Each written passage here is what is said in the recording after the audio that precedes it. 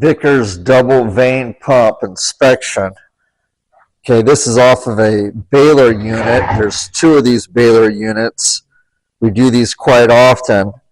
I just did one where they thought there was a problem with the pump and there wasn't. And so they put that one on, and now I got this one. But what I want to show you here, you can see how this thing is clocked. The ports, when you get them, you got the ports all up. Then you can clock them depending on how it's mounted. And the problem with what happens if you get a new one and it's clocked this way, then the mechanics take this apart and they try to rotate the housing, and when they do it, they end up cutting the O-ring in here and the body seal. Now I know this because I've done it and I've witnessed it happen several times with other places. And the reason for that I'll show you when I get it apart. But you can see that I've had this one apart before, and I got a 1-1-2-2. But just for kicks, I'm gonna circle these, because this thing will sit for a while until we get the parts. And kind of see what I did there. Use a paint marker. It's already been punched, and sometimes you'll get multiple punches depending on who's worked on it. But let's just look at this. We're gonna pull the cartridges out, take a look at them, and see if there's any damage in there. Okay, this is about a $6,000 pump. Okay, so let's get it open.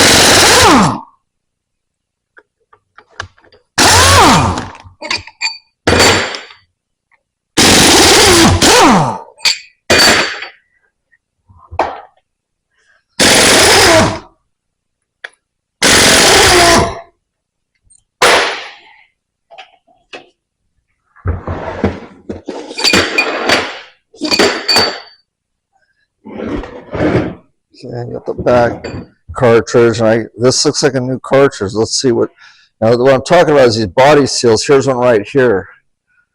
Now this one, it's usually this one that gets cut, but these are, when it comes in the kit, they're kind of oversized and they don't fit in there. You got to really work them. And if they're sticking up a little bit and you slam the housing down, it cuts them. Okay. One thing with these housings, always check these threads, because we've had them where they've had to have helicoils put in them. So that looks okay, but okay, we're going to pry this off. Want to get this out. Okay. Quickly, we're just going to look at the bearing. Bearing looks okay. It's not the bearing. So let me get a pry here. I'm just going to do a quick look at this. Now, the way these cartridges are, one's a left hand, one's a right hand, because of the way, you got to know that. It's all right hand, but the way this is in the housing, they go like this. Okay, so this one will be a left hand, but when you flip it around, it makes it a right hand. Okay, because this could be used in a single pump too. All right, so what we're going to do is we're going to scribe these just so there's no problems. I've showed you this before, and you're going to take and we're going to put a scribe. Make sure there's none on there. I don't think so, because I remember I put these in as brand new cartridges. They still look new. We're just going to do an inspection, but I'm going to take my scribe and do a little triangle mark here.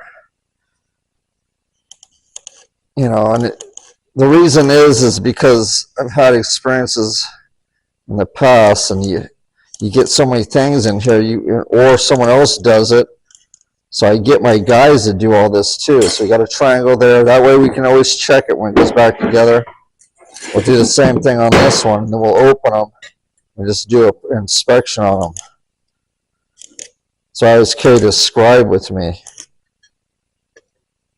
It doesn't hurt anything. It just, when you have it back together, you need to make sure this cam is properly done. Can't really see it, but I can see it. I know what to look for. It's right there.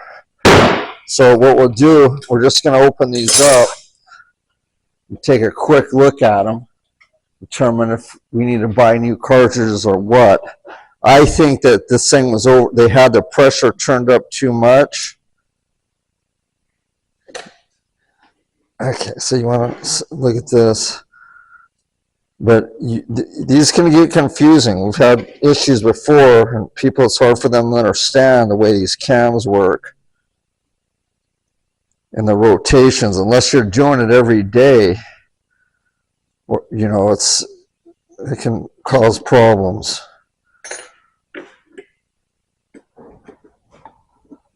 Okay, we're going to lift it up. Okay. As you can see, the valve plate looks pretty clean. There's no scarring on it. Okay, that looks pretty good. I'm going to set that down. And I'm going to take note of this cam. Let's pull it up. Look for any chafing in there. And I don't see any. Okay, so we're going to set that like that. And then I'm just going to look at these vanes, make sure that they're all loose in there. They're not sticking. Okay, those all look good. I'm going to just lift this up. You got to remember which way the vanes are turned. Okay, that looks super clean. I don't see a problem with that. So we're going to set that down. And I'm just going to set this back like this. It's because just trust me on that. Put these back in, just set it loose. Okay, and set that one aside. I know that one's okay. Now we'll end up flushing this in the hot tank. I just want to do the inspection right now. Okay, now let's look at the Big Daddy. This is usually the one that goes out.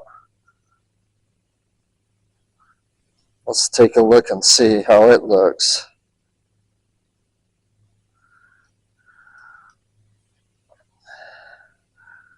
I've done these, a lot of these, and it's just, it's just experience, right? The problem is this operation, they run these things like 22 hours a day. They're running hard, and you have to do maintenance on them to keep up with it. Got to change the bearings and everything. Okay, this one. Now you can see the difference. I see some heat on this one. There's a little more wear on this. Okay, I don't really like that. Set that down. Here's the cam. Let's lift off. Okay, there's no real chafing in there. Let's see all the vanes that there's. That one's kind of sticking a little bit. I just want to see because I've had problems with this. Some of these vanes sticking. That one's a little tight. That one's tight, see?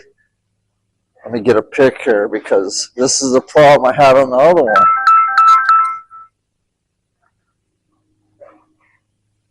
It's the problem I had on the other one.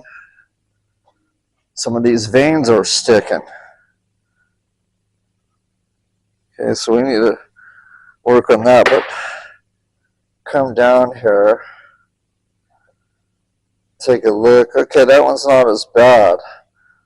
That's not bad. So what I'm going to do is, I think what I would do is this one is just buy some new valve plates. I don't like that one.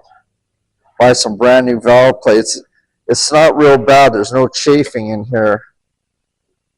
And the valve plate seems good. I think we can save this with a seal kit bearing and 2 new valve plates. Okay, so we'll just set this back.